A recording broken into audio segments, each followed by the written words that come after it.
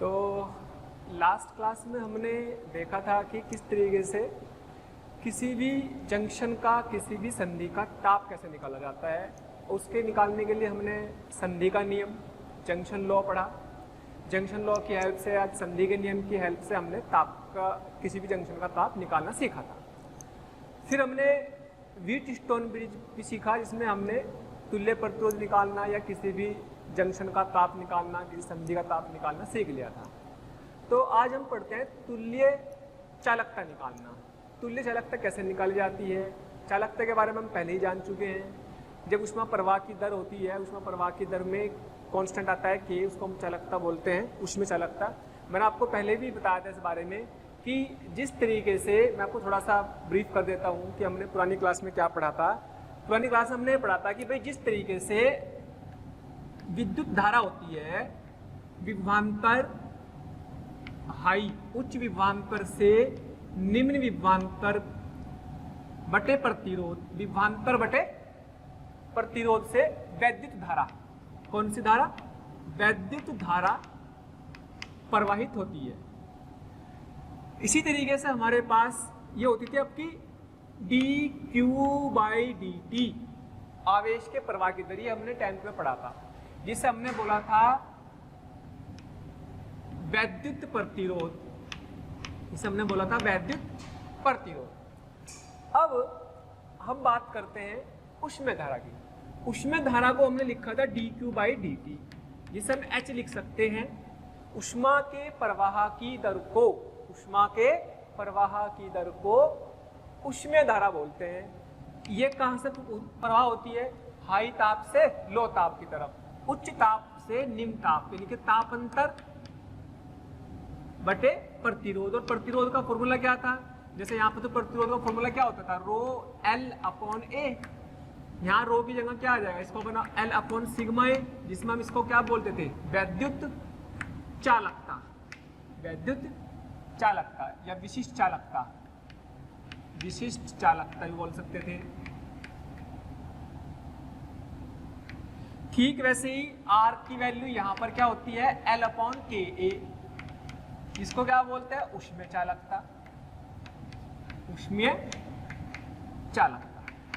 तो ऊष्मीय चालकता के केस में हमने इसको, अगर इसको लिख ले तो अगर उसको यहाँ रखे तो ये फॉर्मूला आपका ये था KA/TH-TL/L। ये हम पुरानी चीजें पढ़ चुके थे, जिसमें हमने इस चालकता को डिफाइन भी किया था। इस चालकता की बात करेंगे। हमने श्रेणी क्रम में और समांतर क्रम में तुल्य प्रतिरोध निकालना सीखा था, R इक्विवेलेंट निकालना सीख लिया था, श्रेणी क्रम में भी और समांतर क्रम में भी। तो आज हम बात करेंगे कि श्रेणी क्रम में और समांतर क्रम में अगर कुछ छड़ों को जोड़ दिया जाए तो तुल्य चालकता क्या होगी। जैसे कि हम पहले ही बात कर चुके हैं कि जो प्रतिरोध होता है वो किस किस पर निर्भर करता है। प्रतिरोध लेंथ पर निर्भर करता है, एरिया पर निर्भर करता है, क्षेत्रफल पर, लंबाई पर, क्षेत्रफल पर, और पदार्थ पर, पदार्थ का गुण है K, इन तीनों पर निर्भर करता है।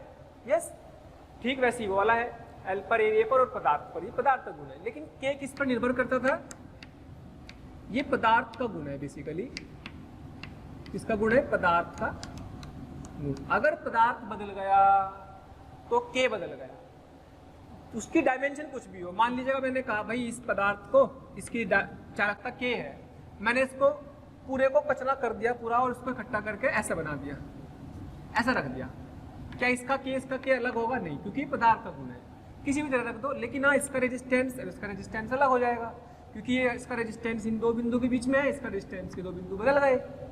तो रेजिस्टेंस तो डायमेंशन यानी कि उसकी साइज या उसका आकार बदल देने से बदल जाता है, लेकिन चालकता जो होती है, चालकता आप उसकी नहीं बदलती है। अगर उसकी पदार्थ सेम है तो पदार्थ की चालकता समान रहेगी।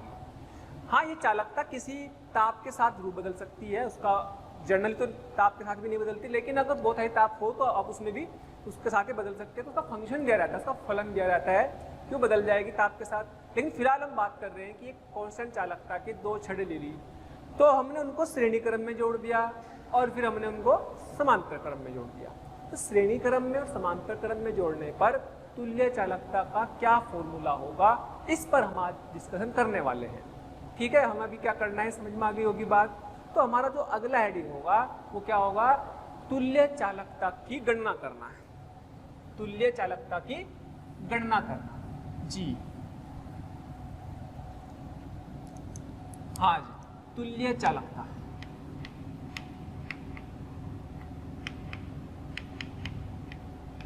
तुल्य चालकता की गणना। तो पहला है श्रेणी क्रम में तुल्य चालकता, श्रेणी क्रम में तुल्य चालकता को निकालना श्रेणी क्रम में। तो उसके लिए क्या करना भाई, हमारे पास एक हाई ताप, उच्च ताप का फिक्स, ये फिक्स है, ये नहीं बदलेगा, रिजर्व है एक तरह का। तो इसमें हमने दो छड़े लगा दी, लो जी लगा दी, एक छड़ी लगा दी और एक छड़ ये लगा दी, और इधर ये ताप है लो ताप, निम्न ताप, ये फिक्स है, ये भी फिक्स है। मान लीजिएगा यहाँ पे हाई ताप लगा दिया, जैसे हमने यहाँ पर कोई सोर्स रख दिया बिजली उसका ताप का, या हमने उबलता पानी ले लिया 100 डिग्री सेल्सियस, या हमने बर्फ फिक्स कर दिया 0 डिग्री सेल्सियस, तो शोर ये नहीं बदलेगा। लेकिन इसकी लंबाई L1 है, इसका एरिया मान लो A है और इसकी चालकता K1 है, और इसकी लंबाई L2 है, इसका एरिया A है और इसकी चालकता K2 है। अब अभी तो मैंने एरिया सेम लिया इनका, ये क्रॉस सेक्शनल एरिया समान ले लिया, लेकिन अगर अलग अलग होगा तो भी ले लेंगे, कोई मुश्किल वाली बात नहीं है। फिलहाल सिंपल करने के लिए मैंने इसका एरिया को सेम ले लिया, क्योंकि समान एरिया के श्रेणी क्रम में बहुत सारी छड़ें आपको जुड़ी मिल सकती है, जिसके कि हमें डायरेक्ट फॉर्मूले याद भी रख सकते हैं। लेकिन अगर अलग अलग होगा तो भी इसका फॉर्मूला निकाल लेंगे, इसमें कोई बड़ी बात नहीं है।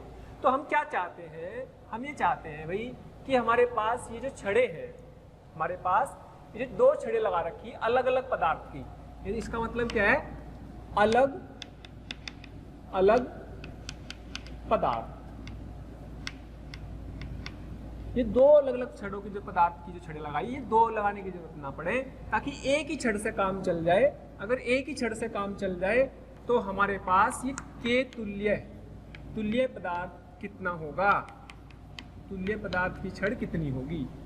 तो चाहे के तो चाहे इतने हिस्से का हो, इतने का हो, कितने भी लंबाई का हो, के की वैल्यू तो पूरे पदार्थ के लिए समान ही रहेगी। के की वैल्यू पूरे पदार्थ के लिए समान रहेगी, चाहे आप इतनी छड़ ले लो इस पदार्थ की, तो भी के इक्विवेलेंट के रहेगा।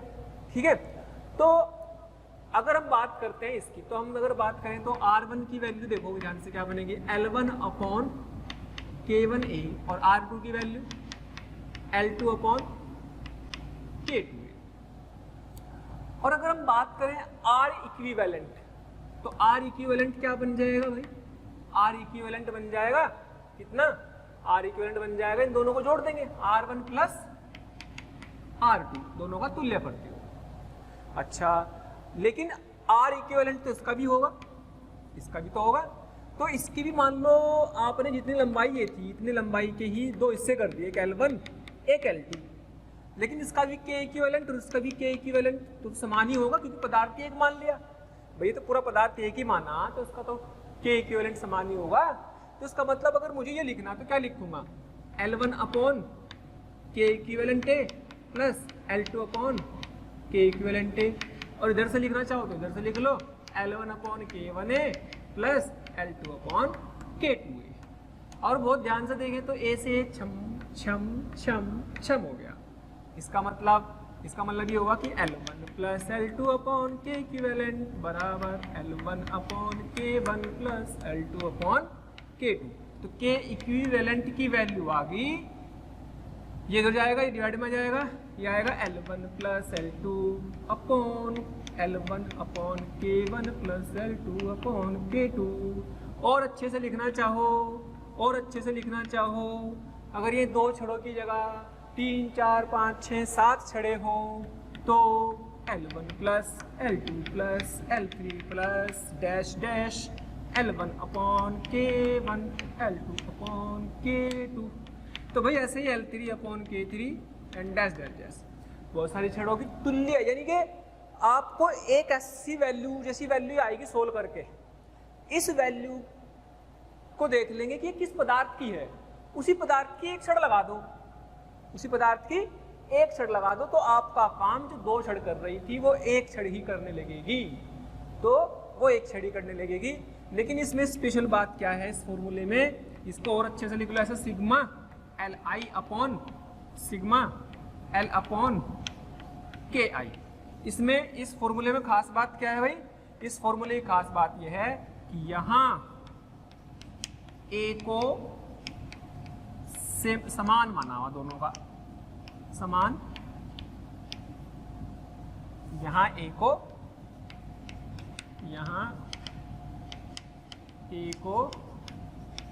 समान लिया गया है।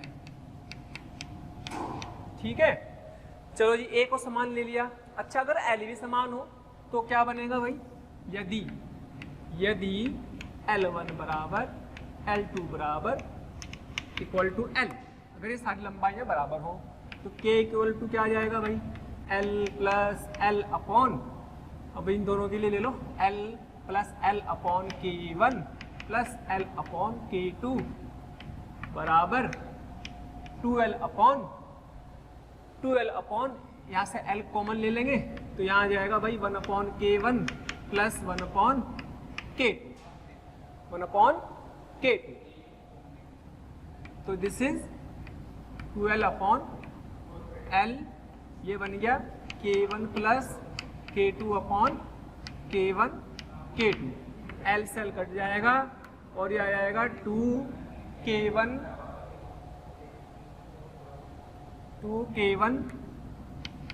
K2 upon K1 plus K2।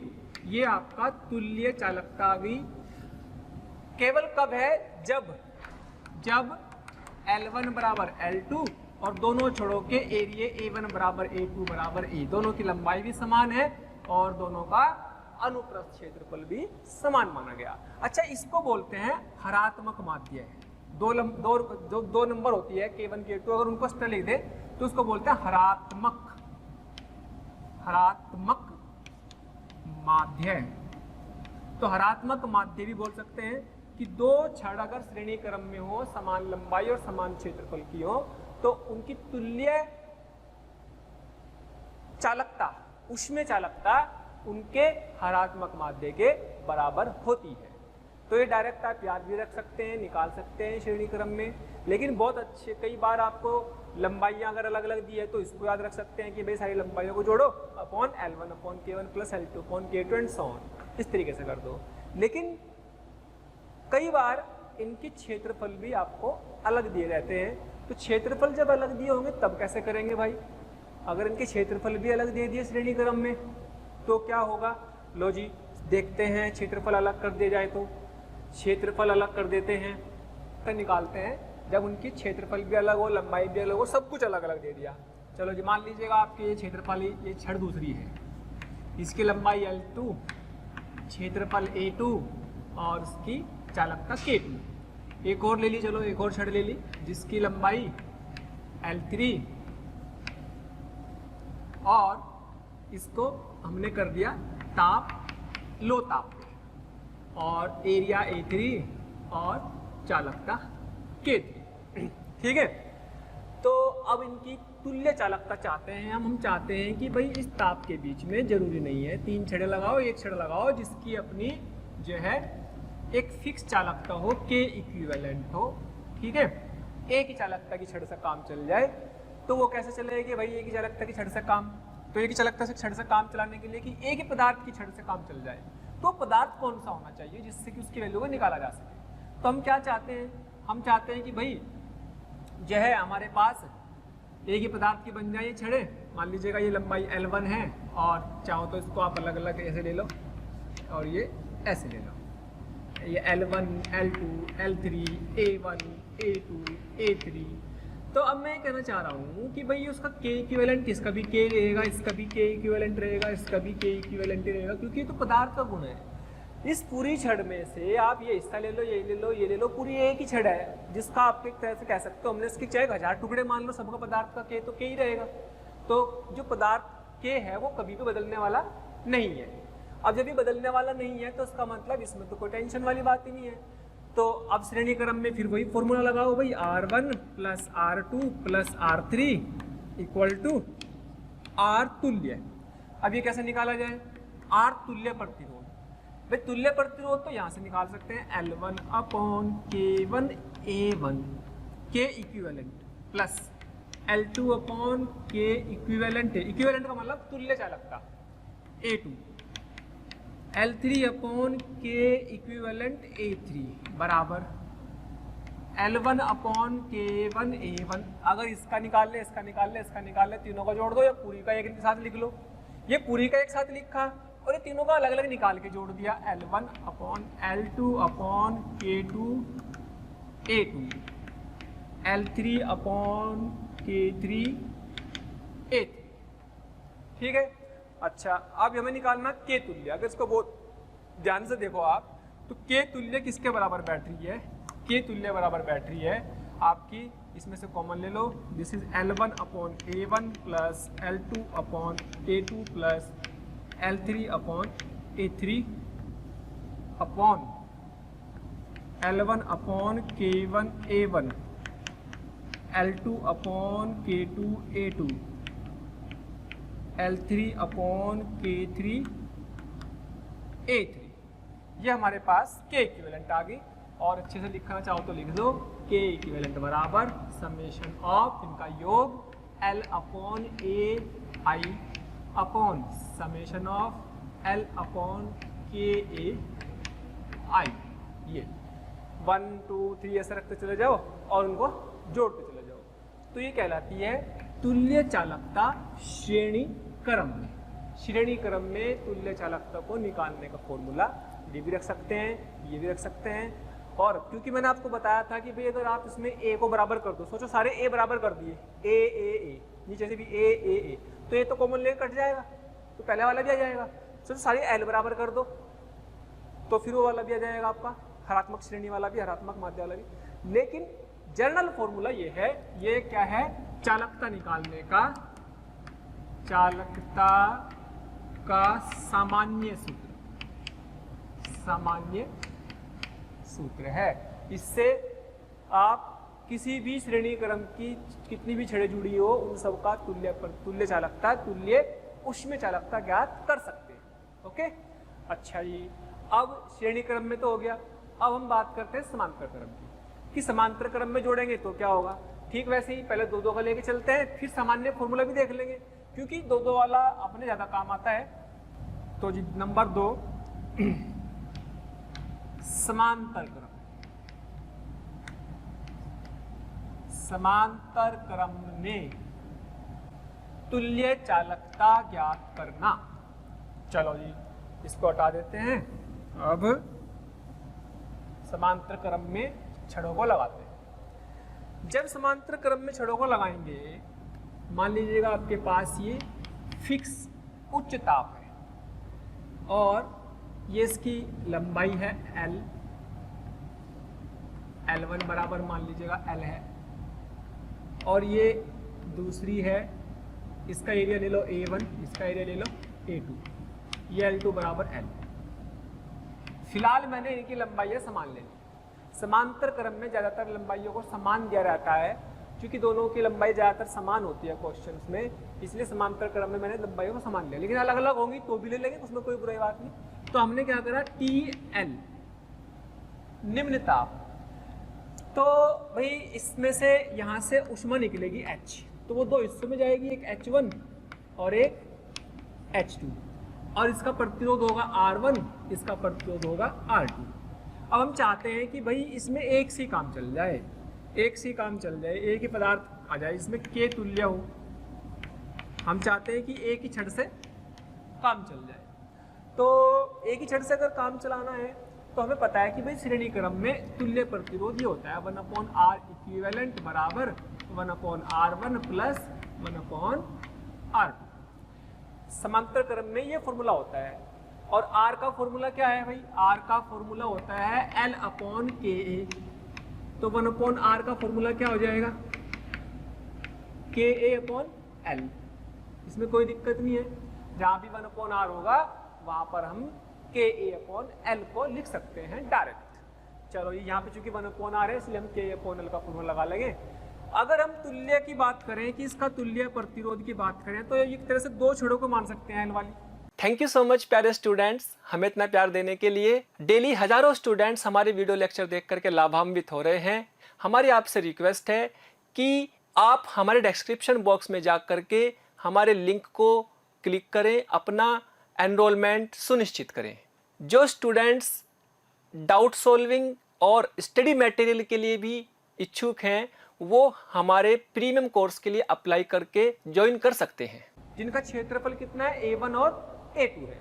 तो हम इसको लिख लेंगे कितना, इसको लिख लेंगे भाई L1 अपॉन K इक्विवेलेंट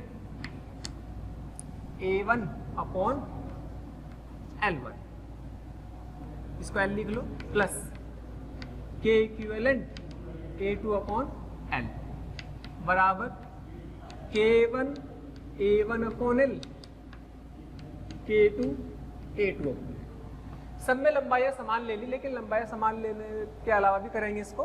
फिलहाल तो हमें ये पता है कि भाई नीचे से सबकी लंबाइयाँ समान है, L कॉमन लेके सबका कट जाएगा, सबका L से L उड़ा देंगे तो K equivalent upon L common ले लेंगे। This is A1 plus A2 K1 A1 K2 A2 upon L, L से L छम्मा छम्मा हो गया और कितना आ गया K इक्विवेलेंट बराबर K1 A1 plus K2 A2 upon A1 plus A2। तो ये फॉर्मूला हम याद रख सकते हैं, लेकिन कब लगाना है, जब L1 बराबर L2 बराबर L हो, जब L1 बराबर L2 बराबर L हो तभी इस फॉर्मूले को लगाना है। अगर इसमें एरिया भी बराबर हो, यदि A1 बराबर A2 भी हो तो क्या होगा भाई, तब ये होगा कि भाई K1A plus K2A upon A plus A plus A। तो इसमें से K1 plus K2 A common ले लिया अपॉन 2A, A से A कट जाएगा, इसका मतलब K1 plus K2 by 2, K तुल्य प्रतिरोध। तो अगर श्रेणी क्रम समांतर क्रम में दो छड़ें लगी होंगी, उनकी लंबाइयाँ समान है, उनका क्षेत्रफल समान है, यानी कि एक समान तरह की छड़ है, तो उनका जो तुल्य चालकता होती है, तुल्य उष्म चालकता होती है, वो उष्म चालकता उन अलग अलग उष्म चालकताओं के K1 प्लस K2 बाई 2 के बराबर होती है, जिसको हम उनके समांतर माध्य के बराबर बोल सकते हैं। इसको बोल सकते हैं समांतर माध्य, समांतर माध्य। लेकिन ऐसा केवल कब है, जब आपकी L1 बराबर L2 बराबर L है और A1 बराबर A2 बराबर A है। ये केवल तभी है जब आपकी लंबाइयाँ भी समान हैं और उनके क्रॉस सेक्शनल एरियाज अनुप्रस्थ क्षेत्रफल भी समान है। ठीक है, अब आपके दिमाग में होगा कि सर इनकी लंबाइयाँ भी अलग अलग करो, क्षेत्रफल भी अलग अलग करो, सब क्या जनरल फॉर्मूला क्या होगा, सामान्य फॉर्मूला क्या होगा। ठीक है, अलग अलग करके देख लेते हैं, सबको इक्वल नहीं लेते हैं तो सबको अलग अलग कर लेते हैं भाई। चलो अलग अलग कैसे करेंगे, यहाँ से आप इनको मान लीजिएगा, हमारे पास ये TH है और ये ऐसे ले लो, मान लीजिएगा ये L1 K1 A1 L2 K2 A2, लंबाइयाँ भी अलग, क्षेत्रफल भी अलग। ये आपका एक ऐसा सोर्स है जिसका निम्न ताप फिक्स है, ये कभी बदलने वाला नहीं है, ये कभी बदलने वाला नहीं है। और स्टेडी स्टेट में पूरा सिस्टम है। स्टेडी स्टेट का मतलब था साम्य अवस्था। साम्य अवस्था में आ जाने के बाद इन दोनों छड़ों को अगर रिप्लेस कर दिया जाए एक सिंगल छड़ से, अगर एक सिंगल छड़ से निकाल दे रिप्लेस कर दें तो सिंगल छड़ का तुल्य ऊष्मीय चालकता क्या होगी, ये हमें कैलकुलेट करना है। ठीक है, चलो ये करते हैं। तो अगर बहुत ध्यान से देखो तो समांतर क्रम में है, समांतर क्रम में होगा तो यही फॉर्मूला लगेगा, यस यही फॉर्मूला लगेगा। तो इन दोनों का एक छड़ बना लेंगे, एक छड़ बना लेंगे तो उसकी तुल्य प्रतिरोध हम लिख सकते हैं K equivalent A1 upon L1, K equivalent A2 upon L2। तो लंबाइयाँ ऐसा जाएंगी, लेकिन समांतर क्रम में आपके अलग अलग प्रतिरोधों का तुल्य निकालना होगा तो 1/R1 बोलेंगे K1 A1 upon L1, K2 A2 upon L2। बस यहाँ पर L1 L2 कर देना है। जैसे यहाँ पे L1 L2 किया तो हमारे पास K इक्विवेलेंट कितना आ जाएगा भाई, इसको मिटा देते हैं। K इक्विवेलेंट कितना, नीचे कितना आएगा L1 L2 और यहाँ पर अपॉन L1 अपॉन L2। ठीक है, तो K इक्विवेलेंट का फॉर्मूला K इक्विवेलेंट बराबर कितना आ गया, K1 A1 upon L1 plus K2 A2 upon L2 upon A1 upon L1 plus A2 upon L2। तो ये फॉर्मूला बन जाएगा। अगर इसको हम और अच्छे से लिखें तो सिग्मा लगा दो, sigma K A upon L I cap I dot और यहाँ पर A अपॉन L I। तो इससे आप तुल्य ऊष्मीय चालकता ज्ञात कर सकते हैं, जो कि सामान्य फॉर्मूला है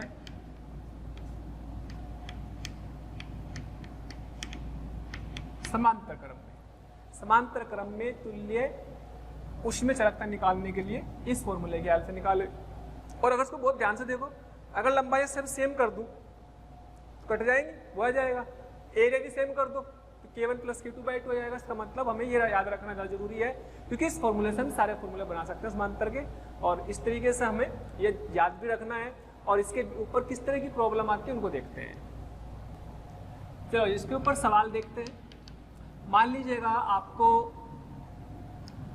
3 छड़ दे रखी है श्रेणी क्रम में, 3 छड़ है श्रेणी क्रम में है, और श्रेणी क्रम में इसकी लंबाई L है, ये 2K की है, इसकी लंबाई 2L है,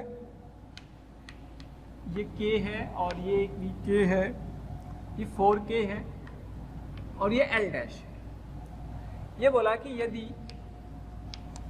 तुल्य चालकता 3K/2 है तो L डैश कितनी होगी। अगर तुल्य चालकता 3K/2 है तो L डैश कितनी होगी, ये सवाल है। अब हमें पता है कि भाई श्रेणी क्रम में है तो हमें इस फॉर्मूले को ऐसे लिख लेना भाई, K इक्विवेलेंट बराबर L1 plus L2 plus L3 upon L1 upon K1 plus L2 upon K2 plus L3 upon K3। ये क्यों लिखा, क्योंकि सबके एरिया क्या है, एरिया सबका सेम है। A अनुप्रस्थ क्षेत्रफल, अनुप्रस्थ क्षेत्रफल सबका समान है। अगर ये सबका समान है तो भाई तुल्य प्रतिरोध किस तरह से तुल्य चालकता कैसे निकालेंगे, सिंपल। इसमें इसके बराबर क्या लिखो, यहीं पे लिख लो, इसकी जगह पे लिख लो 3K/2। यहाँ लिखेंगे L plus L dash plus 2L। यहाँ लिखेंगे L upon 2K plus L dash upon K plus 2L upon 4K। ठीक है जी, बराबर कितना आया L plus L dash plus 3L हो जाएगा 12 प्लस L, तो अपॉन यहाँ पर अपने पास L अपॉन 2K, इससे कटा तो L अपॉन 2K कितना आ जाएंगे 12 upon 2K, L upon 2K plus L upon 2K 12 upon 2K, यानी कि आ गया L अपॉन K, यानी कि क्या बनेगा L upon K plus L dash upon K। अच्छा, इसको इधर मल्टीप्लाई कर लो, इसको इधर मल्टीप्लाई कर लेते हैं। हाँ जी, 3K/2 into L upon K plus 3K/2 into L dash upon K बराबर 3L प्लस L डैश। छम छम छम छम उड़ गया, तो कितना आ गया 3L/2 plus 3L dash by 2 बराबर 3L प्लस L डैश। ठीक है जी। अच्छा, अब क्या करें, इसको उधर ले जाओ, तो 3L dash by 2 minus L dash बराबर 3L माइनस 3l/2 कितना बचेगा 3l-2 बचा है भाई, l-2 बचा। यहाँ पे कितना बचा भाई, यहाँ पे हाँ 6 - 3 3l/2 छम तो l' कितना आ गया 3l। इसका मतलब इसकी जो लंबाई होगी छड़ की वो 3l के बराबर आएगी, इसकी लंबाई 3l के बराबर आ जाएगी। तो 3l लंबाई की छड़ लेंगे तो तुल्य चालकता 3k/2 हो जाएगी। ओके चलो जी नेक्स्ट क्वेश्चन देखते हैं। ये हो गया, आगे बढ़ते हैं, इसको मिटा दें। हाँ जी अगला क्वेश्चन है ये, आपको ऐसे आपको 2 छड़ दे दी, ये रही 2 छड़,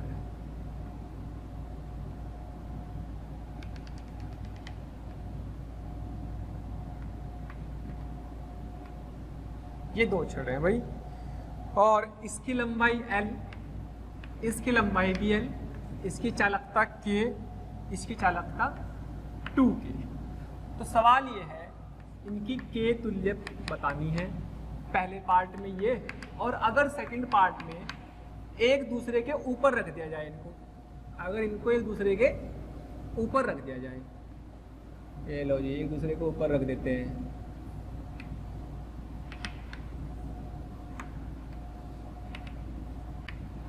k इसके ऊपर 2k उठा कर रख दिया, l ये है, एरिया इनका समान था, ये भी एरिया ए, ये इसका भी एरिया ए, ठीक है जी, ये लो जी ए एल। अब बोलेगा कि भाई इसमें भी k तुल्य बताओ कितनी है, ठीक। हालांकि हम डायरेक्ट फॉर्मूले से कर सकते हैं क्योंकि हमें फॉर्मूला इसका पता है। तो k इक्विवेलेंट कैसे निकालेंगे भाई, l plus l upon k plus l upon 2k, कितना आ गया 2l अपॉन, ये कितना आएगा भाई, ये आएगा 3l, एलसीएम ले लेंगे, 2k एलसीएम आ जाएगा, तो कितना आएगा 2l प्लस l, तो 2l अपॉन 3l k, तो यार 2k/3 ये आ गया। इसको श्रेणी क्रम को आप चाहो तो डायरेक्ट इसमें लगा सकते थे, ऐसे भी कर सकते थे ये वाला फॉर्मूला, क्योंकि यहाँ पर इनकी लंबाइयाँ भी समान है, एरिया भी समान है, तो चाहो तो आप ये भी लगा सकते थे 2k1 k2 upon k1 plus k2। इसको सोल्व कर लेते थे, जैसे 2 × k × 2k अपॉन भाई k प्लस 2k, कितना आ गया, यहाँ पे कुछ गलती कर दी, हाँ यहाँ पे ये 2 ऊपर भी जाएगा, यहाँ पर आ गया 3l/2k, तो ये 2k जाएगा ऊपर, तो यहाँ पर हो जाएगा 4k, तो ये हो जाएगा 4k upon k² upon 3k cut गया, तो 4k अपॉन 3, तो जो आंसर यहाँ आया था वही यहाँ गया। खैर अभी मेन पॉइंट कहने का मतलब ये है कि अगर लंबाई एरिया सेम है तभी काम का है फॉर्मूला, अदरवाइज तो आप जर्नल फॉर्मूले से काम चलाएंगे, क्योंकि जर्नल फॉर्मूला ये आपके हेल्प करेगा। तो चाहे इस तरह कर लो चाहे इस तरह से कर लो। अच्छा अब बात करते हैं इस वाले की, सेकंड वाले की। इसकी बात करें तो इसमें आप क्या कर सकते हैं भाई, इसमें आप एक काम करो, इसमें आप के इक्विवेलेंट निकालना, तो चाहे तो डायरेक्ट फॉर्मूला लगा सकते हो k1 प्लस k2/2। क्यों? क्योंकि दोनों का एरिया भी समान है, चूंकि L1 बराबर L2 बराबर L, A1 बराबर A2 बराबर A। इसका मतलब इसमें आप चाहो तो ये लगा सकते हैं k1 प्लस k2/2, यानी कि कितना k प्लस 2k/2 3k/2।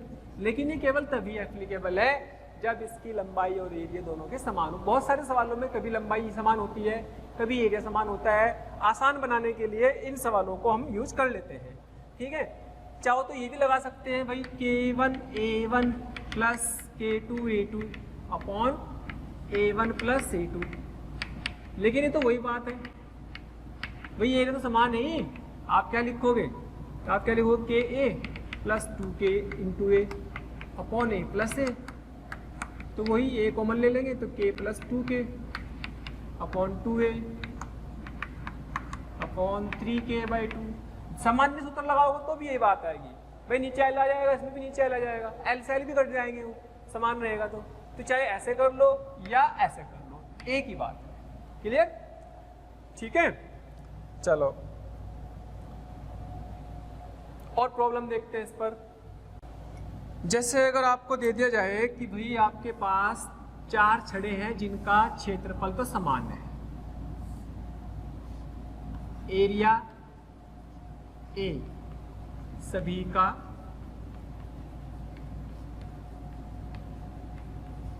समान है, इसकी लंबाई l, इसकी 2l और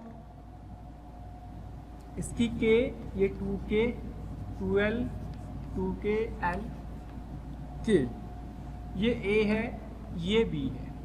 ठीक है, तो आपसे पूछा है कि a तथा b के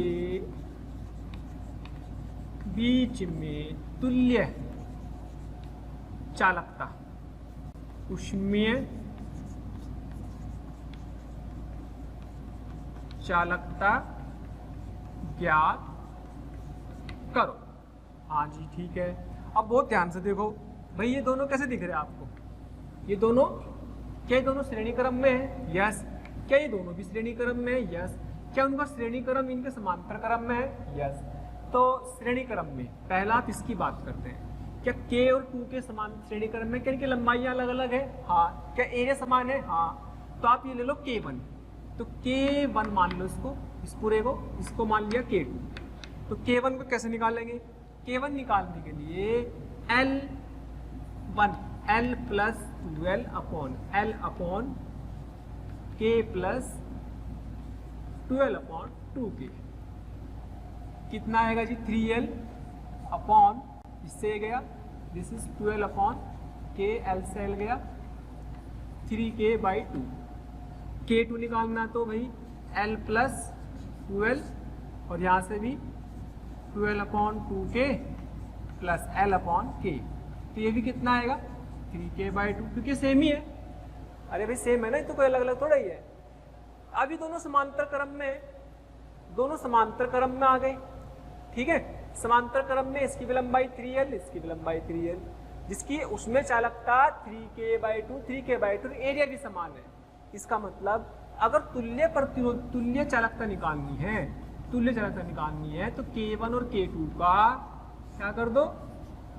समांतर माध्य की तरह सोल्व कर लो, k1 प्लस k2 बाई 2, क्योंकि इनके क्षेत्रफल तो पहले से समान दे रखे हैं, लेकिन लंबाई भी 3L 3L सेम होगी, तो शॉर्ट ट्रिक लगा दो। इसका मतलब ये हुआ 3k by 2 plus 3k by 2 upon 2, solve करने पर आ जाएगा 3k बाई 2, k इक्विवेलेंट बराबर, दिस इज आंसर। क्लियर? अच्छा, और देखते हैं भाई, चलो जी और देखते हैं।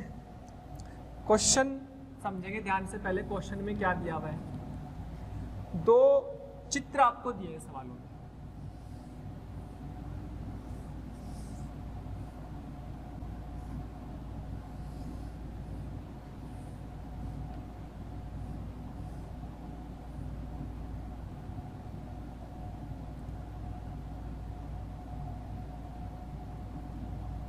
ठीक है भाई, इधर उच्च ताप है T, हाई टेम्परेचर, इधर लो ताप है। इसकी K है, ये 2K है, ये L, ये भी L, पहले जैसे ही दिख रहा है। फिर ये तो श्रेणी क्रम में है। अब इसको हमने एक दूसरे के ऊपर रख दिया, एक दूसरे के ऊपर रख दिया। चलो ये रख दो भाई, इसकी 2K और इसकी K, लेकिन इधर का ताप अभी भी उच्च है और इधर का ताप अभी भी निम्न है। तो सवाल क्या है? सवाल ये है कि भाई ये कह रहा है कि ये तो पहला चित्र है और ये दूसरा चित्र है। तो ये कह रहा है कि पहले चित्र में 9 सेकंड में ऊष्मा का स्थानांतरण होता है, तो उतनी ही ऊष्मा का स्थानांतरण होने के लिए इसमें कितना समय लगेगा? यदि फर्स्ट में 9 सेकंड में। प्यारे बच्चों, हमें रोज कमेंट्स के माध्यम से ये रिक्वेस्ट आ रही है कि सर हमें इस टॉपिक के वीडियो लेक्चर प्रोवाइड करें या इस टॉपिक के वीडियो को समझाएं। तो मेरी आपसे रिक्वेस्ट है कि आप हमारे चैनल पर जाकर के सब्सक्राइब करें और बेल आइकन को हिट करें, ताकि जो भी वीडियो लेक्चर हमने डाले हुए हैं उसके नोटिफिकेशन आपसे मिस ना हो। मैं ऐसा इसलिए कह रहा हूं क्योंकि हमने ज़्यादातर वीडियो लेक्चर को ऑलरेडी अपने चैनल पर डाला हुआ है। तो जिस लेक्चर की आप डिमांड कर रहे हैं वो लेक्चर आपको पॉसिबली वहां पर मिल जाएंगे। टी हाई से टी लो तक ऊष्मा का स्थानांतरण होता है। तो उतनी ही ऊष्मा, ये इंपॉर्टेंट है, उतनी ही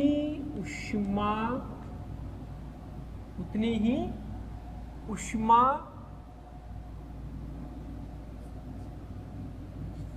का स्थानांतरण, उतनी ही ऊष्मा का स्थानांतरण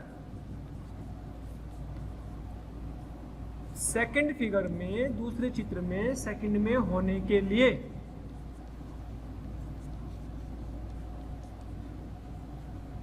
कितना समय लगेगा,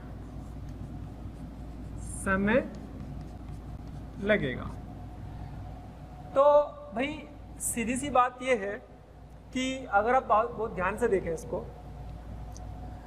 तो चाहो तो आप इसका, अगर ये जैसे k है, ये 2k है, यहाँ से यहाँ तक जो भी ऊष्मा गई होगी dq/dt यहाँ पे भी सेम है, क्योंकि उच्च से निम्न ताप तक ताप अंतर यहाँ भी सेम है और यहाँ पर भी सेम है।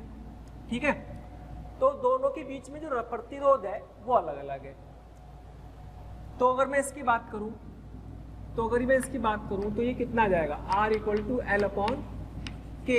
अगर इसका क्षेत्रफल A मान लूं, ये भी A, ये भी A और ये L, तो ये A, तो ये कितना आएगा भाई, R' या R1 मान लो या R2 मान लो, चलो R' ही मान लो, श्रेणी क्रम में। तो ये कितना आ गया, L/2KA। क्या ये R/2 के बराबर है? यस, ये R/2 के बराबर है। ठीक है जी, अच्छा। और इसमें यानी कि आप ये कह सकते हो कि इसका प्रतिरोध तो कितना है, R, इसका कितना है, R/2। तो श्रेणी क्रम में R + R/2, तो श्रेणी क्रम में R सीरीज में, श्रेणी क्रम में R + R/2, 2R/2। ठीक है, और समांतर क्रम में भी निकाल लेते हैं भाई। समांतर क्रम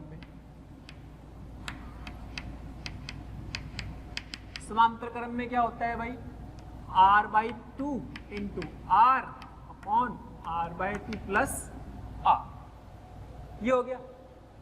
तो ये कितना आएगा, R²/2 3R/2, छम कितना आ गया, R/3।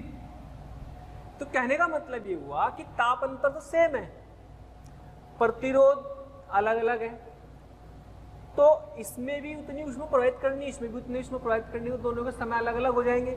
तो सीधा सा फॉर्मूला ये है, सीधा सा फॉर्मूला आपको दिमाग में क्या रखना है कि भाई dQ/dt बराबर KATH - TL/L। ये क्या बन गया, TH - TL/L/K ले लेंगे तो ये बन गया R। इसको आप ऐसे भी लिख सकते हैं, Q = TH - TL/R × T से मल्टीप्लाई कर दो टाइम से। ठीक है, तो सीधी सी बात है कि इसने बोला कि जितनी ऊष्मा इस वाले से जा रही होगी 9 सेकंड में, उतनी ही ऊष्मा के लिए कितना समय लगेगा, उतनी ही ऊष्मा के लिए, ये इंपॉर्टेंट है भाई, उतनी ही ऊष्मा, यानी कि TH - TL पहले वाले में प्रतिरोध कितना, यस 2R/3 इंटू कितना समय, 9 सेकंड। फिर उतनी ही ऊष्मा चाहिए भाई, उतनी ही ऊष्मा चाहिए, उतनी ऊष्मा प्रोवाइड करने के लिए TH - TL इसका प्रतिरोध कितना है समांतर क्रम में, वो कितना आता r/3 इंटू इसमें टाइम लगा t, तो ये टाइम t निकालना बस हमें हो गया सवाल। ये लो क्षम r से r 3 ऊपर 3 इंटू 9/2 बराबर 3 इंटू t, तो इसमें कितना आ गया भाई 3 से 3 कटा और कितना आ गया t बराबर क्या ये 4.3r/2, ये कितना आता भाई सॉरी ये गलत हो गया, दिस इज 3r/2, तो यहाँ पर आएगा 3r/2, तो ये आएगा 2 और ये आएगा 3 सॉरी, तो जी 3 से 3 कट जाएगा और 3 से ये भी कट जाएगा और t बराबर आ जाएगा 2 सेकेंड।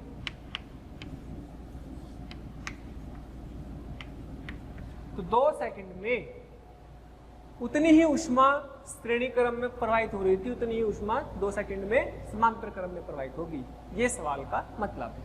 ठीक है जी, चलो जी आगे बढ़ते हैं।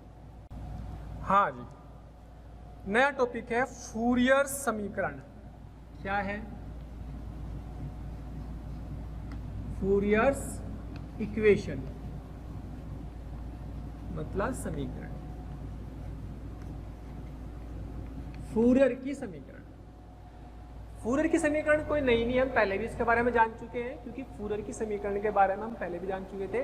मैंने आपको हिंट दिया था स्टार्टिंग में जब हमने ऊष्मा प्रवाह की दर के बारे में जाना था।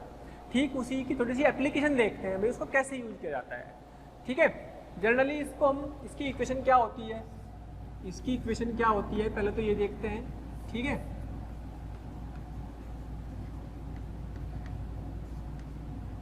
फूरियर समीकरण का मतलब क्या है? अगर आपको याद हो तो फूरियर समीकरण का मतलब ये था dq/dt बराबर माइनस k a dt/dx, इसको बोलते थे ताप प्रवणता, ताप प्रवणता जिसको हम टेम्परेचर ग्रेडियंट भी कह सकते हैं। ठीक है, रियलिटी में ये कोई अलग नहीं है। बेसिकली हमने पहले क्या पढ़ा था, अगर मैं बहुत ध्यान से आपको बताऊं तो पहले आपने ये देखा था भाई कि आपके पास मान लीजिएगा ये कोई भी छड़ है, ये ऊष्मा प्रवाह की दर इधर से इधर है, जिसमें उच्च ताप है, ये निम्न ताप है, और ये लंबाई L है, और ये यहां से किसी भी x डिस्टेंस पे जा करके किसी भी क्षेत्रफल पे आप dx थिकनेस का है, ये किसी भी पृष्ठीय क्षेत्रफल पर जाओगे तो ऊष्मा प्रवाह की दर पे कोई फर्क पड़ता नहीं है। तो चाहे यहां से यहां तक का ले लो टेम्परेचर, मान लीजिएगा इसका ताप T है तो इसका ताप T + dt हो गया। अब जब इनका अंतर लेकिन इसको मान लो T इनिशियल है तो ये क्या हुआ T फाइनल। जब फाइनल माइनस इनिशियल करोगे तो नेगेटिव आएगा, क्योंकि टेम्परेचर तो क्या हो रहा है, घट रहा है, ताप क्या हो रहा है, घटता जा रहा है ना। ताप तो यहाँ से यहाँ तक इधर से इधर जाने पर डिक्रीज हो गया, यहाँ पर आई यहाँ पर लो। ठीक है, ताप तो जब ऐसे जाएंगे तो वो इधर जाते जाते कम हो गया। लेकिन बात यह है कि ये जो dt है तो इसका मतलब dt तो नेगेटिव आएगा, दिस माइनस दिस। यहाँ पे तो हम इसी को कैसे लिख सकते हैं, देखो मान लीजिएगा मैं इसको लिखूँ dq बराबर माइनस के ए dt/dx इंटू dt। ठीक है,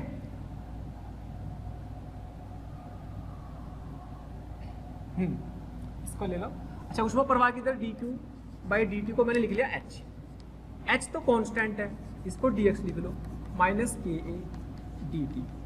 जब दोनों तरफ का इंटीग्रेशन करेंगे, x की लिमिट कहाँ से कहाँ तक, 0 से l तक, इसकी लिमिट t हाई से t लो तक, तो h इंटू एल बराबर minus K A, this is t low minus T H. इसकी लिमिट इसका 1 आ जाएगा, 1 का इंटीग्रेशन t आ जाएगा, और t की लिमिट रखेंगे तो ये आएगा, तो h इंटू एल बराबर माइनस के ए। भाई इसका इंटीग्रेशन तो आता ही है ना, माइनस के ए, इसका इंटीग्रेशन आ जाएगा ऐसे t, उसका t लो और टी एच और t लो, ये लिमिट रख देंगे यहाँ पर। फिर ये अब देखो ये लो टेम्परेचर, ये हाई तो नेगेटिव आएगा, माइनस को अंदर मल्टीप्लाई कर लो तो ये हो जाएगा t हाई ताप माइनस लो ताप और h बराबर के A T H minus T L upon L. इसका मतलब जो हमने पहले फॉर्मूला पढ़ा हुआ था वही तो फॉर्मूला है, ये कोई नया फॉर्मूला थोड़ा ही है, ये फॉर्मूला वही है जो पहले था, इस नए फॉर्मूले में कोई नया चेंज नहीं है।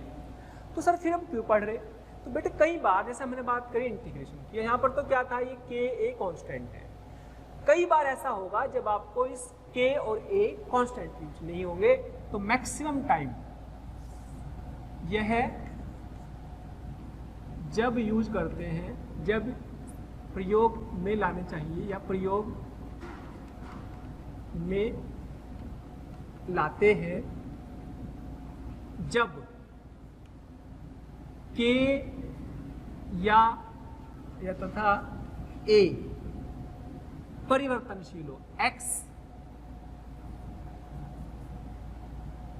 परिवर्तनशील हो। जब ये परिवर्तनशील होते हैं तब हम जनरली के और ए को फंक्शन होंगे, मान लीजिएगा किस तरीके से परिवर्तनशील होंगे, मान लीजिएगा के दे दिया, के नोट अपॉन टेम्परेचर, और भाई एरिया भी दे दिया, ए नोट, कुछ भी वेरिएबल दे दिया, कुछ भी आर का फंक्शन दे दिया, है ना, या कोई भी के इक्वल टू दे दिया, के नोट एक्स, कोई भी परिवर्तनशील हो सकता है ना, कुछ भी हो सकता है, ये ए दे दिया 4 पाई आर स्क्वायर, ऐसा बदल रहा है। तो अगर वो वेरिएबल फंक्शंस हैं तो टाइम के साथ, रेडियस के साथ ऐसे बदल रहे हैं, तो उस समय हमारे पास फिर ये कांस्टेंट नहीं होते, तो फिर हमें इस फॉर्मूले से करना समझदारी है। अब आपको इसको समझने के लिए मैं एक एग्जाम्पल समझाता हूँ। मान लो कि आपको ये क्वेश्चन दिया हुआ है, मान लो क्वेश्चन दिया हुआ है ये कि भाई ये छड़ है,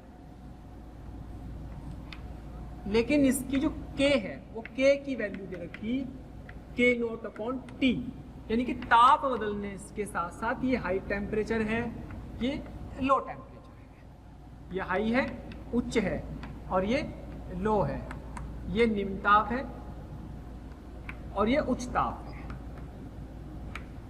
और साम्य अवस्था में है, लंबाई l ये ले ली। तो भाई अब अगर मैं डायरेक्ट ये फॉर्मूला लगाऊंगा तो मैं k की कौन सी वैल्यू रखूंगा? तो मेरे लिए k की वैल्यू रखना समझदारी के लिए क्या है कि छोटे से एलिमेंट के लिए k को आप फिक्स मान सकते हो, क्योंकि वो ताप का फलन है, ताप का फलन है तो ये वेरिएबल हो गया। तो लेकिन श्रेणी क्रम में ये सारे तो ऊष्मा प्रवाह की दर समान ही रहनी है। इसका मतलब कि अब आपको h लिखना समझदारी है। ये जो dq/dt हम लिख रहे थे ना, dq/dt, और का कैलकुलेट क्या करना, ज्ञात करो h, यानी कि ऊष्मा प्रवाह की दर, ऊष्मा प्रवाह की दर निकालनी है h, जिसे हम dq/dt बोल रहे थे, h निकालनी। कैसे निकाला भाई? क्या माइनस के ए dt/dx? यस। तो x पे जाके छोटा सा एलिमेंट हमेशा ऐसे ही मानते रहेंगे और इसको सॉल्व करते हैं। तो h क्या है? कांस्टेंट है भाई, ये ध्यान रखेंगे, ये क्या है? कांस्टेंट है, ये नियत है। क्यों है ये नियत? क्योंकि श्रेणी क्रम है भाई, ऊष्माता से जाएगी ना, किसी भी क्षेत्रफल पर ऊष्मा प्रवाह की दर समान होगी, क्योंकि ये सब स्थायी अवस्था की बात हो रही है। स्थायी अवस्था, स्थायी अवस्था का मतलब steady state, steady state, steady state का मतलब साम्य अवस्था। अरे भाई किसी भी तरीके से बोल सकते हैं, स्थायी अवस्था, साम्य अवस्था, स्टेडी स्टेट एक ही बात है, हम उसी की बात कर रहे हैं। और चूंकि छोटे छोटे जितने भी एलिमेंट होंगे वो सब श्रेणी क्रम में होंगे, तो सभी श्रेणी क्रम के लिए ऊष्मा प्रवाह की दर समान होती है। अच्छा, अब ऊष्मा प्रवाह की दर तो समान हो गई, फिर करें कैसे भाई? तो ये तो कांस्टेंट हो गया, ठीक है। अच्छा जी, अब dx को दर लिया है, माइनस k की जगह लिख दिया k not a upon t dt, ठीक है जी। अब देखो t और dt ताप के साथ इसका फलन है ये, तो इसको इंटीग्रेशन कर लेंगे, ये तो कांस्टेंट है, इधर t का फलन है। जब x की वैल्यू 0, ठीक है, जब x की वैल्यू 0 है तो ताप कितना है? T1, ये वाला तो है, और जब x की वैल्यू l है तो ताप कितना हो चुका है यहाँ पर T2। बोलो, तो यहाँ पे इसका इंटीग्रेशन तो क्या आएगा x, जिसकी लिमिट 0 से l लिखेंगे, और इसका इंटीग्रेशन क्या आएगा माइनस के नॉट a 1/t का इंटीग्रेशन। भाई 1/x का इंटीग्रेशन dx, 1/x का इंटीग्रेशन क्या होता है, ये आपने पढ़ा है, integration of dx upon x वो क्या होता है ln x, और कोई भी लिमिट रखते हैं मान लो t कुछ भी तो लिख सकते हैं, तो यहाँ पर इंटीग्रेशन dt अपॉन t क्या हो जाएगा ln t।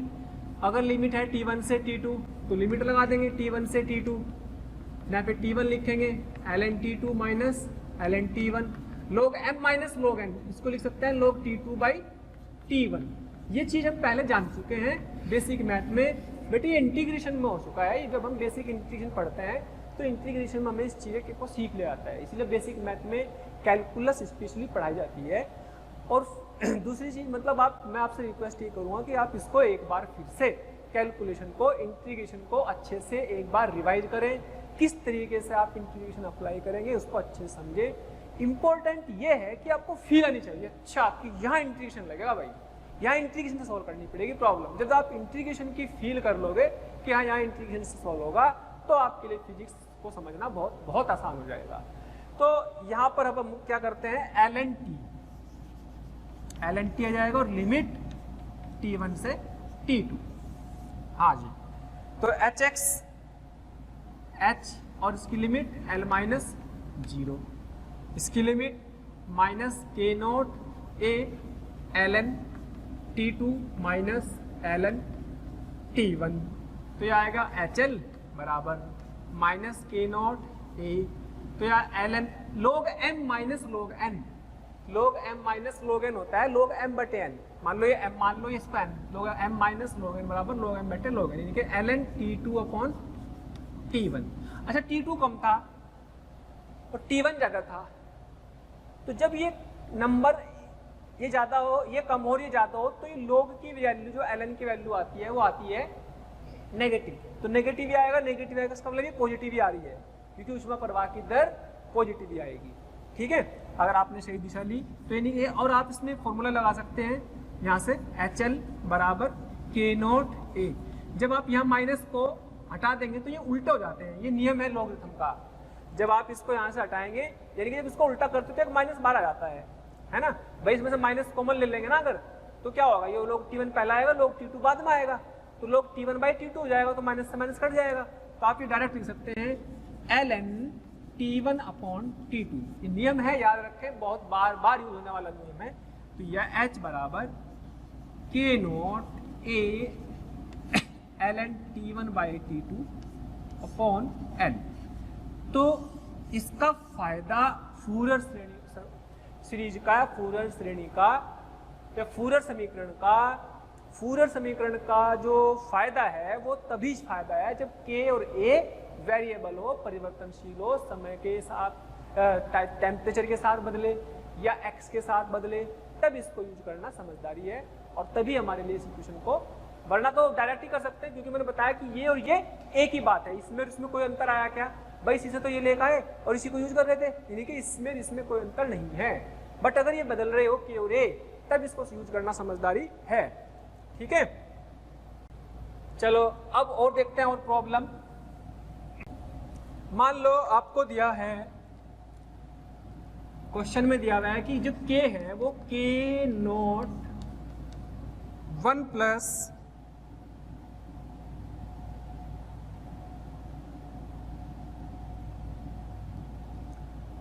x by l ये दे दिया, जो छड़ थी ये अपनी,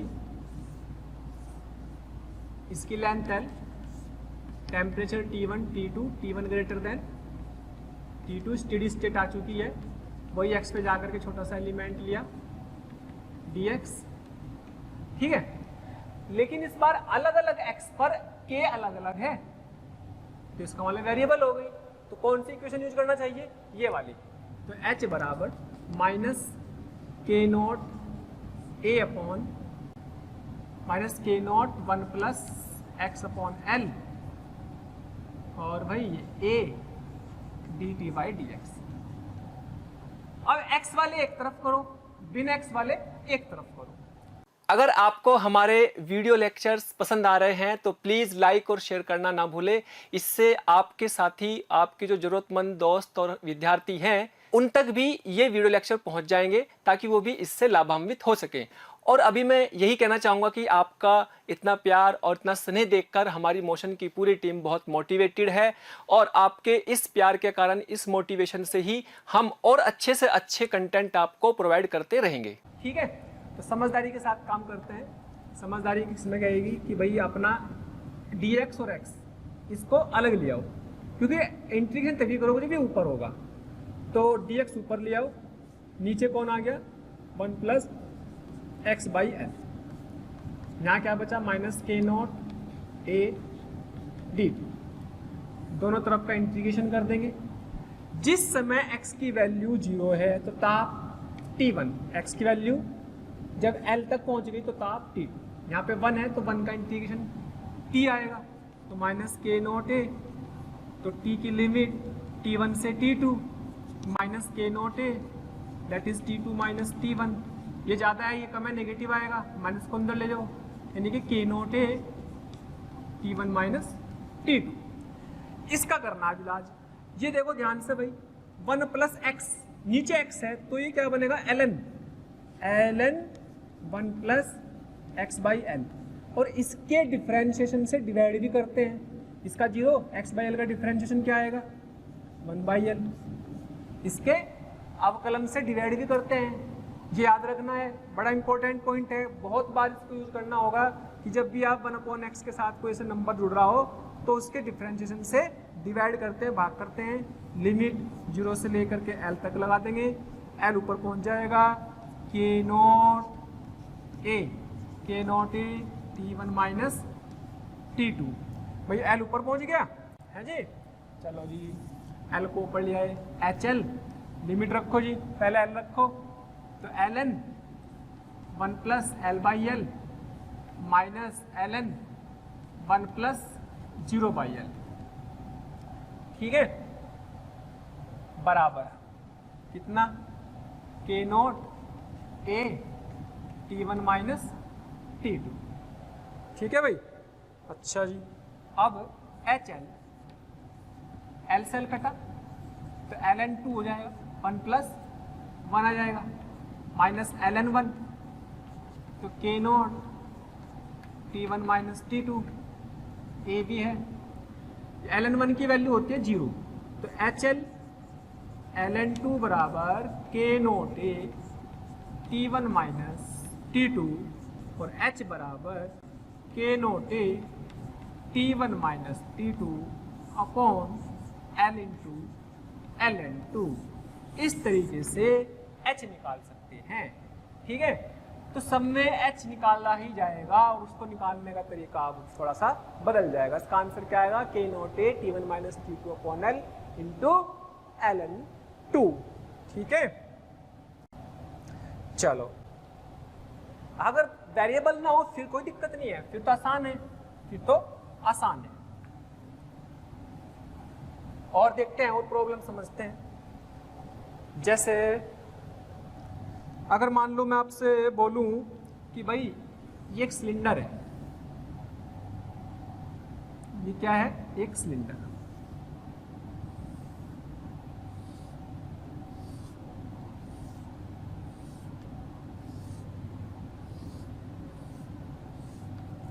इसमें यहाँ पे ताप T1 है, यहाँ पे T2 है, T1 greater than T2, steady state आ चुकी है।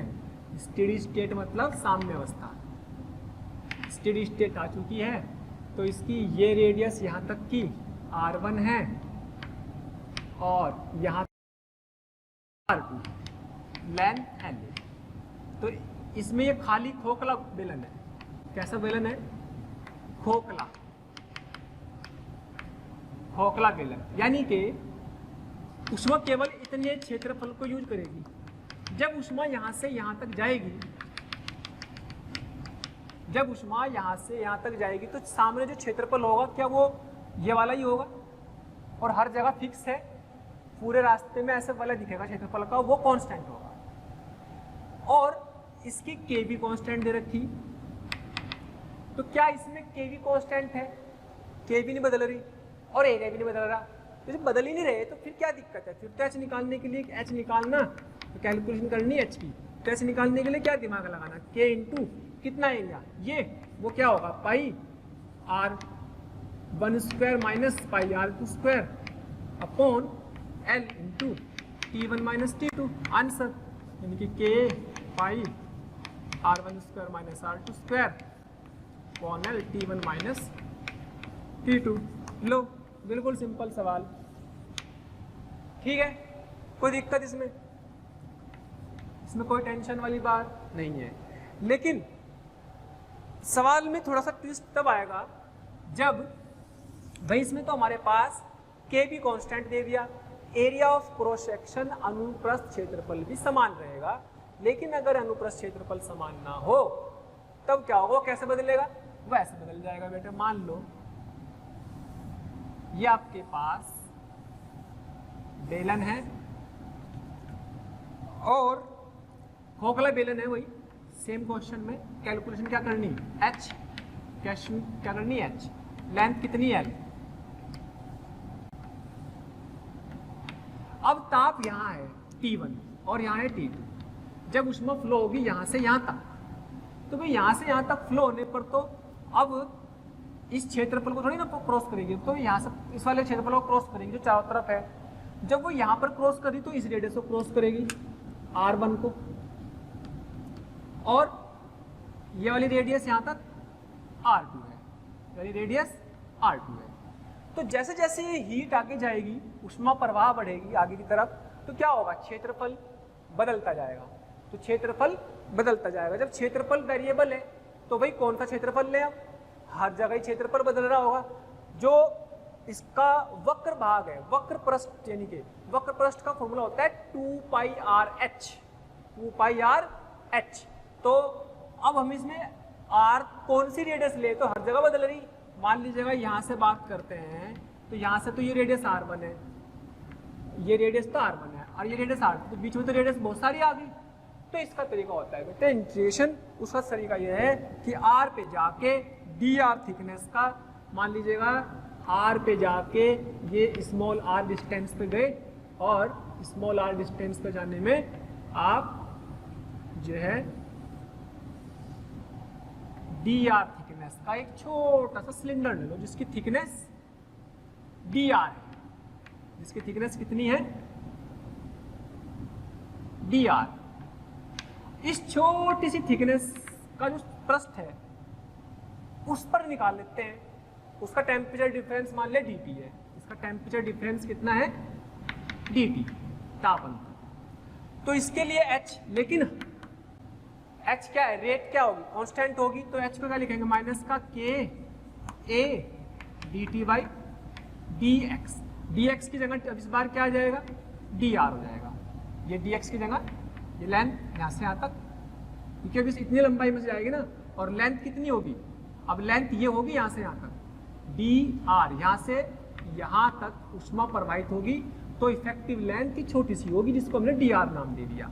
तो h into H equal to minus का k। अब ये क्षेत्रफल कितना होगा भाई? सवाल तो ये है, तो क्या होगा? 2 पाई आर और h का मतलब l और dt बाई dr, ठीक है जी। अब इसमें से r और चाहे तो x पे जाके dx ले लो, उससे कोई फर्क नहीं पड़ेगा। x पे जाके dx थिकनेस का ले लो तो यहाँ dx आ जाएगा, यहाँ x आ जाएगा, या r पे dr ले लो, उससे कोई फर्क नहीं पड़ता। अब सवाल ये है कि भाई r और dr को अलग अलग कर लो, एक तरफ रख लो। तो एक तरफ कैसे रखेंगे? h into dr upon r बराबर माइनस k 2 पाई l dt। दोनों तरफ का इंटीग्रेशन करो, r की लिमिट r1 से r2 तक। जिस समय आपने यहाँ पर लिया r1 तो ताप क्या है? T1 है, और जिस समय आप यहाँ पर पहुँच गए r तो ताप कितना है? T2 है। तो इससे सारे के सारे छोटे छोटे क्रॉस सेक्शन, जितने भी छोटे छोटे से आपके पास पृष्ठीय क्षेत्रफल होंगे, उस सारों से जो ऊष्मा प्रवाह की जो दर है वो सब जुड़ करके टोटल आ जाएगी। तो ये बनेगा अपने पास h 1/r का हो जाएगा ln r, लिमिट r1 से r2। थोड़ा अच्छा लेक्चर है आज का, ध्यान से समझेंगे इसको। 2 पाई एल, तो दिस इज टी, लिमिट हो जाएगी T1 से T2, तो H into L N R2 minus L N R, limit रख दी, बराबर माइनस के 2 पाई एल, तो फिर वही T2 माइनस T1, तो भाई T2 कम है T1 ज़्यादा है, मैंने दे रखा T1 ग्रेटर देन T2, तो H into L N log M minus log N, तो R2 अपॉन R1 बराबर माइनस के 2, माइनस हटा दो उधर ले जाओ, 2 pi L that is T1 minus T2, तो H की वैल्यू आ जाएगी K into 2 pi L T1 minus T2 upon L N R2 by R1। समझे? इस तरीके से हमें वेरिएबल चीज़ों को पहचानना है और उसको अच्छे से समझना है और उसी के अकॉर्डिंग हमें फॉर्मूला लगा देना है। यहाँ पे कोई परिवर्तन नहीं था, वहाँ पे परिवर्तन हो रहा है, क्योंकि ऊष्मा की दर क्या होती थी आपको याद हो, ऊष्मा प्रवाह की दिशा होती थी और वो पृष्ठ क्षेत्रफल के लंबवत, और जिस तरफ प्रवाह उस तरफ लंबाई होती थी, लंबाई dl ले लेंगे dr, और क्षेत्रफल ये वाला ले लेंगे जो ऐसे घूम रहा होगा। ठीक है, एक और देखते हैं इसी तरीके का, जैसा वो था इसी फॉर्मेट का सवाल है। मान लीजिएगा आपको ये इस तरीके का दे दिया,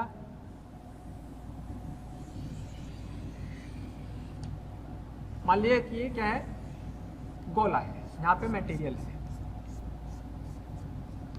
गोला, यहाँ ताप है T1, यहाँ ताप है T2, वही T1 ग्रेटर देन T2 दिया हुआ है, तो H कैलकुलेट करनी है। ठीक है, अंदर की रेडियस R1, बाहर की रेडियस R2, तो फिर वही है बात कि भाई ऊष्मा प्रवाहित कैसे होगी, ऐसे जब उसमें ऐसे प्रवाहित होगी तो उसके सामने ये क्षेत्रफल आएगा गोले का, गोला है ना, और जब यहाँ पे जाएगी तो क्षेत्रफल बदल जाएगा, यहाँ जाएगी तो क्षेत्रफल फिर बदल जाएगा, तो कौन सा क्षेत्रफल ले, इसी का जुगाड़ है आपका फूरियर्स इक्वेशन। इसका मतलब क्या करना पड़ेगा, R पे जाके एक छोटा सा गोला ले लेंगे जिसकी रेडियस स्मॉल r है, जिसकी रेडियस स्मॉल r है, और जो है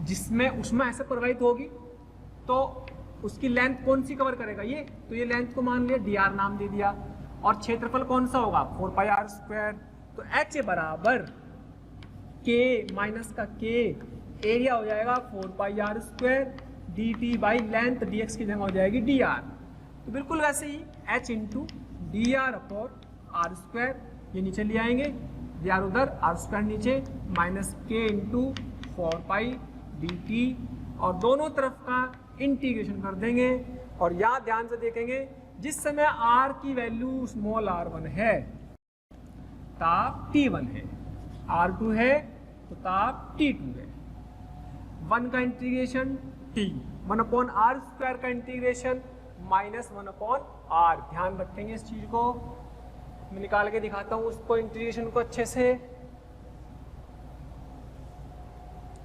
हमारे पास क्या आया, H इंटू इसका इंटीग्रेशन होता है बेटा माइनस 1 अपॉन r, लिमिट हो जाएगी R1 से R2, H minus 1 upon R2 minus of minus 1 upon R1 बराबर, इधर आ जाएगी माइनस के K 4 पाई T1 minus T2 minus T1।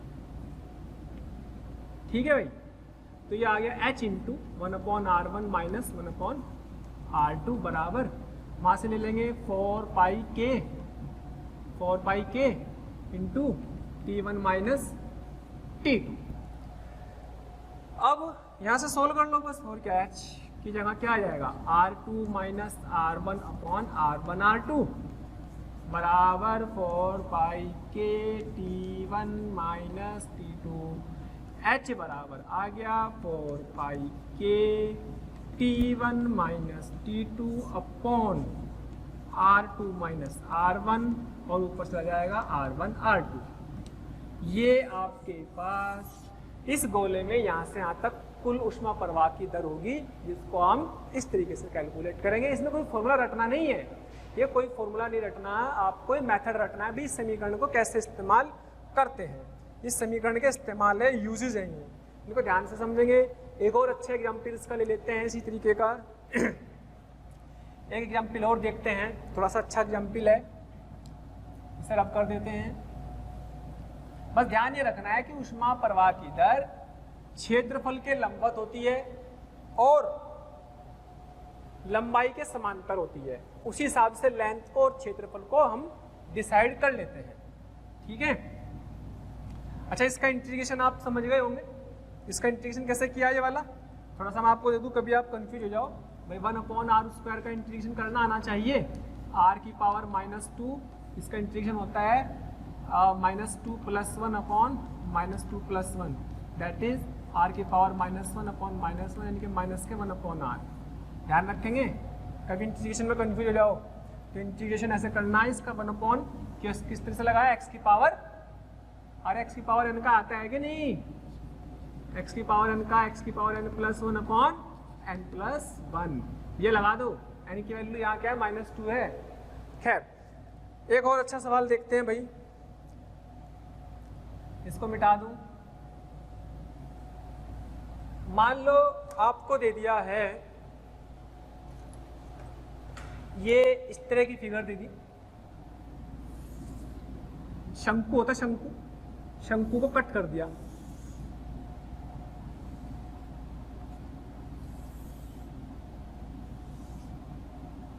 शंकु को कट कर दिया,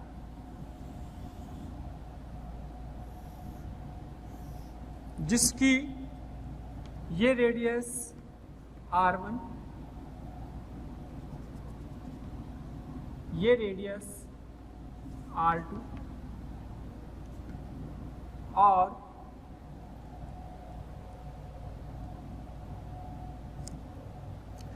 आपसे ऊष्मा यहां से प्रवाहित हो रही T1 से T2 तक, यानी कि ऊष्मा प्रवाह की दिशा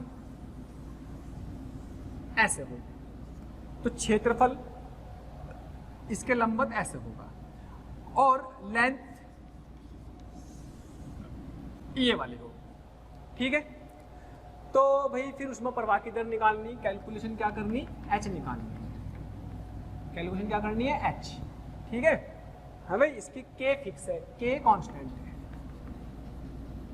k में कोई परिवर्तन नहीं हो रहा है, k इसका तो बदल क्या रहा है। फिर जब ऊष्मा यहाँ से यहाँ जाएगी तो पहले तो इस क्षेत्रफल पे बढ़ेगी, आगे जाएगी क्षेत्रफल बढ़ गया, आगे जाएगी फिर बढ़ गया, फिर आगे जाएगी फिर बढ़ गया, अरे क्षेत्रफल तो बढ़ता जा रहा है, तो कौन सा क्षेत्रफल लूं, तो कौन सा क्षेत्रफल लूं, तो इसका मतलब हमें क्षेत्रफल को थोड़ा सा फंक्शन की फॉर्म में, फलन की फॉर्म में लिखना पड़ेगा, तभी हम उसको अच्छे से सॉल्व कर पाएंगे। उसका तरीका क्या है कि यहाँ पे भाई मान लो x पे जा करके एक स्लॉट लिया हमने जिसकी थिकनेस dx है, लेकिन इसकी रेडियस r है ना, ये इसका क्षेत्रफल हो जाएगा सामने का, और ये r आ गई, ये लेंथ कितनी आ जाएगी भाई, ये वाली, ये r, ये r1, तो इतनी लेंथ कितनी होगी, r - r1, और ये कितनी आएगी, ये r2, ये r1, तो दिस इज r2 - r1, इसमें कोई दिक्कत नहीं है। चलो जी, पहले तो हम इसमें h को लिख लेते हैं। h कैसे लिखी जाएगी भाई, h बराबर -k, क्योंकि एरिया कांस्टेंट नहीं है तो इसलिए इसको करना समझदारी है, अपॉन लेंथ कौन सी आएगी, ये वाली, ये इतनी लेंथ dx, क्योंकि इसी में से तो पास होगा, इसी में से तो पास होगा, तो dx लिखेंगे। तो क्षेत्रफल कौन सा होगा, ये जो यहाँ पे आपको डिस्क दिखेगी, ऐसे एक चक्की से दिखेगी कटी, उस चक्की का क्षेत्रफल पड़ेगा सामने, चूंकि वो लंबवत हो गया इसके, तो h बराबर -k, a का मतलब कितना, पाई r², a का मतलब पाई r², क्योंकि वो सर्किल सा दिखेगा एक r रेडियस का, तो dt/dx। अब इसमें r भी वेरिएबल, x भी, x और r दोनों बदल रहे, तो x हो जाता है पूरे में, या पूरे में r हो, तो एक्स और आर में रिलेशन निकाल सकते हैं समरूप त्रिभुज की प्रॉपर्टी से, समरूप। तो प्यारे बच्चों, अगर आप चाहते हैं कि आपको किसी भी टॉपिक के लाइव डिस्कशन, वीडियो लेक्चर या स्टडी मटेरियल की ज़रूरत है तो कृपया आप हमें इस नंबर पर कॉल कर सकते हैं 18002121 18002121 त्रिभुज का गुण ये लगाते हैं। यहां से ध्यान से देखना, ये त्रिभुज और ये त्रिभुज क्या समरूप है? यस, है ना। या tan थीटा भी लगा सकते हैं, मान लीजिए ले लो, और tan थीटा भी लगा सकते हैं। क्या? tan थीटा बराबर लंब बटे आधार, यानी कि r minus r1 upon x बराबर r, ये होगा ना लंब, ये अपनी x आएगी, लंब बटे आधार। यहां से लेंगे तो r2 माइनस अपॉन l।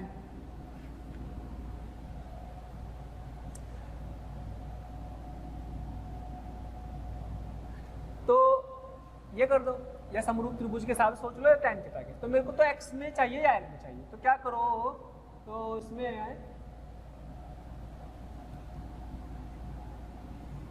क्या बनेगा, r minus r1 equal to x into r2 minus r1 upon l। अगर इस पूरी को देखो, मुझे चाहिए तो पूरे को dr में या पूरे को dx में, तो एक काम करो, इस पूरी को किसके रेस्पेक्ट में कर लो, x के रेस्पेक्ट में, या फिर इसके रेस्पेक्ट में कर लो इसको dx के। तो ये क्या बन जाएगा, ये बन जाएगा dr माइनस 0 इक्वल टू, इसका बन जाएगा dx into r2 minus r1 upon l। इसका डिफरेंशिएशन 0 हो जाएगा।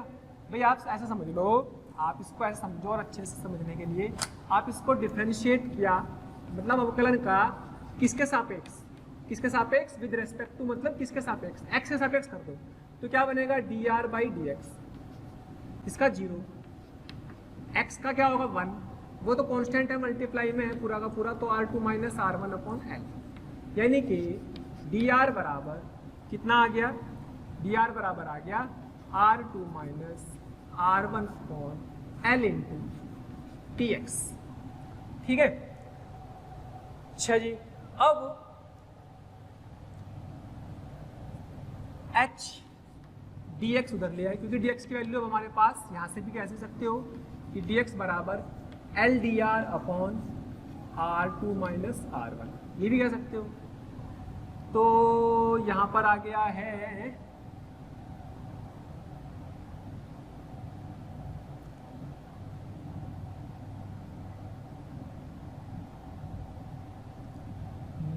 dx की जगह आ जाएगा, ठीक है, माइनस का k और नीचे ले आओ r स्क्वायर, और यहां पर ले लो k dt पाई। तो h dx की जगह L D R upon r2 minus r1 r square minus k पाई dt। थोड़ा सा टफ सवाल है, लेकिन कोई बहुत मुश्किल नहीं है, इतना मुश्किल नहीं है कि आप तो समझ ना पाओ, अगर आपने पुराने प्रॉब्लम को अच्छे समझ लिया। तो देखो L r2 minus r1 constant है, उधर ले जाओ h भी, तो h L upon r2 minus r1 बाहर निकाल लिया, D R upon R square integration कर दिया, माइनस के k पाई और dt, इसको भी इंटीग्रेशन कर दिया। तो भाई जब ये लिमिट r1 से r2 थी, तो टेम्परेचर आपका T1 से T2 है। तो सोल्व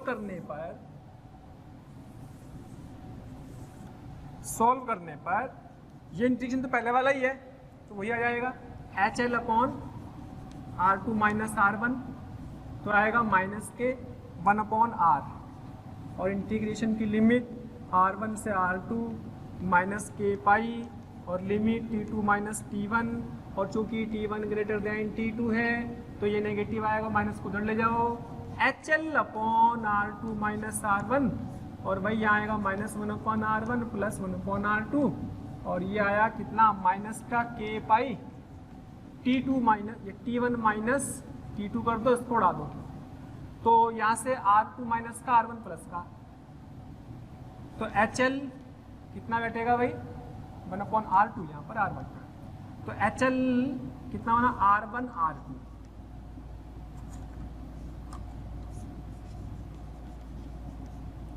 यहाँ बनेगा R1 minus R2 minus R1 upon R1 R2 छम कितना आ गया K पाई T1 माइनस T2। तो H की वैल्यू क्या आई वो ध्यान से देखेंगे। H की वैल्यू आ गई है, H की वैल्यू को मेरे ख्याल से डायग्राम तो बना लिया होगा, इसको मैं यहाँ लिख लेता हूँ। H की फाइनल वैल्यू आ गई यहाँ से H बराबर K पाई R1 R2 T1 minus T2 upon L, ये आंसर आया। अगर इसको बहुत ध्यान से देखो, अगर ये स्ट्रक्चर ऐसे ना होकर के सीधी होती, अगर सीधी होती तो क्या R1 बराबर R2 होता कि नहीं? तो अगर R1 R2 बराबर होता तो फिर क्षेत्रफल कितना लेते, पाई R स्क्वायर लेते कि नहीं लेते? फिर तो सिंपल सवाल था, पहले वाले सबसे फर्स्ट वाला सवाल जो किया था। तो और बहुत ध्यान से देखो कि हमने एक तरह से खोदा पहाड़ निकली चुइयां, तो K एरिया की जगह आ गया पाई R1 और R2 बराबर होते तो R स्क्वायर बन जाता ना, R इंटू R स्क्वायर। भाई क्या बना H बराबर K area T1 minus T2 upon L। तो शॉर्ट ट्रिक से याद रख सकते हो इसका आंसर को, जरूरत नहीं है इसको इतना मेहनत करने की। शॉर्ट ट्रिक से कि भाई अगर रेडियस R1 R2 है तो K ये होता है, ये होता है ये लेंथ, एरिया को पाई R1 R2 लिख दो, बराबर हो अगर तो पाई R1 R2 की जगह R स्क्वायर लिख दो, तो पाई R स्क्वायर आ जाएगा। तो इस तरीके से भी हम इसको डायरेक्ट याद रख सकते हैं। क्लियर? तो अच्छा, अगर इसका रेजिस्टेंस पूछ ले तो ये प्रतिरोधिता है, इसका ये प्रतिरोधिता है अपॉन K पाई R1 R2, प्रतिरोध भी निकाल सकते हैं अगर इसका प्रतिरोध पूछ ले जाए। ओके, तो इस तरीके से हमारे पास फूरियर समीकरण को इस्तेमाल करने के मेथड्स ये हैं। और सबसे इंपॉर्टेंट है जब K और A बदल रहे हों उस समय हमें इस इक्वेशन को, इस समीकरण को इस्तेमाल करना चाहिए। अगर आपको हमारे वीडियो लेक्चर्स पसंद आ रहे हैं तो प्लीज़ लाइक और शेयर करना ना भूलें। इससे आपके साथी, आपके जो ज़रूरतमंद दोस्त और विद्यार्थी हैं उन तक भी ये वीडियो लेक्चर पहुंच जाएंगे ताकि वो भी इससे लाभान्वित हो सकें। और अभी मैं यही कहना चाहूँगा कि आपका इतना प्यार और इतना स्नेह देखकर हमारी मोशन की पूरी टीम बहुत मोटिवेटेड है और आपके इस प्यार के कारण, इस मोटिवेशन से ही हम और अच्छे से अच्छे कंटेंट आपको प्रोवाइड करते रहेंगे।